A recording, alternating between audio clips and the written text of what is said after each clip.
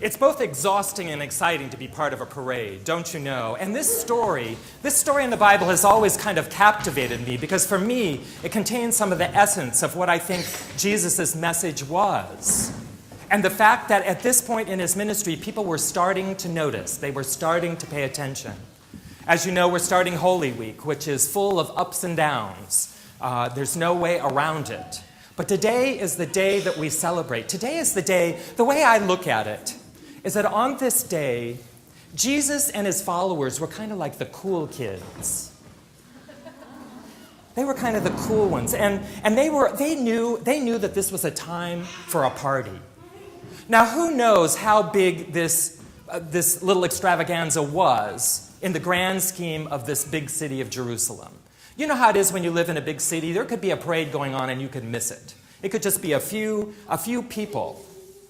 In our story, we want to make a big deal of it. We want to kind of assume that this was the center of attraction for everything that was going on in Jerusalem. But we don't really know if this was really just one of those times when a few people made a lot of noise and it was over fairly quickly.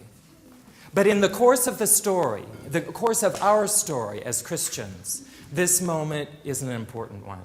Jesus was going into Jerusalem. He was going into Jerusalem for Passover. And as we know, he was also going into Jerusalem to meet his fate, really, to meet his fate.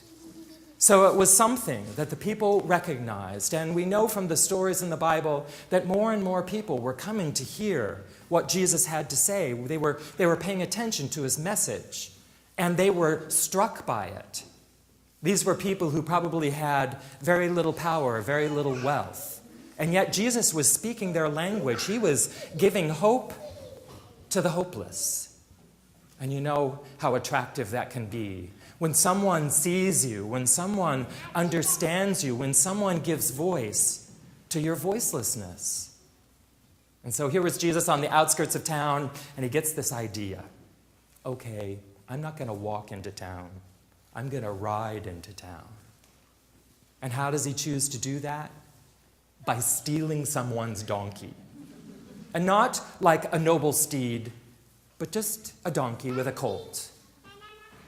And so he sends his disciples off to find a colt that hasn't been ridden, and they go off and they say, our master needs this donkey.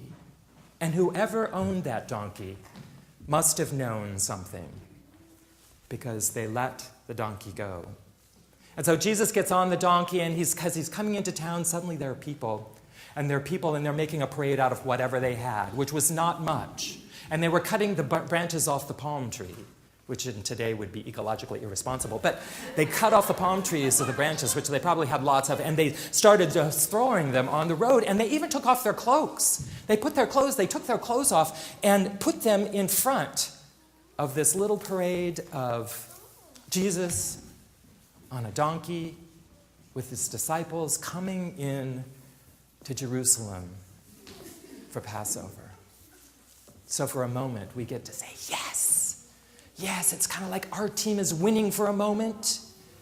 It's like this message, which is an important message. You know how it is in the political sphere when you feel like everything that you hear politically, it doesn't make sense to you, or it seems diametrically opposed to what you believe, and then someone stands up and they say something, and you say, yes, yes, I agree with that person.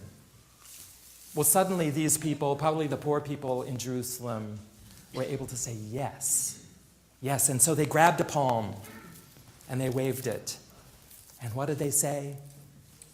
Hosanna, say it with me. Hosanna, Hosanna, blessed is he who comes in the name of the Lord.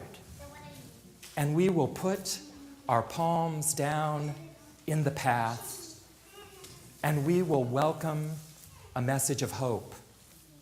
A message of hope that can speak to the most hopeless. Not just in that time, but for times following. Not just in that time, but now, today. So whatever sliver of hopelessness or big gaping hole of hopelessness you might be carrying with you today, know that there is hope in this message that Jesus brought and embodied and lived and died for. Hosanna.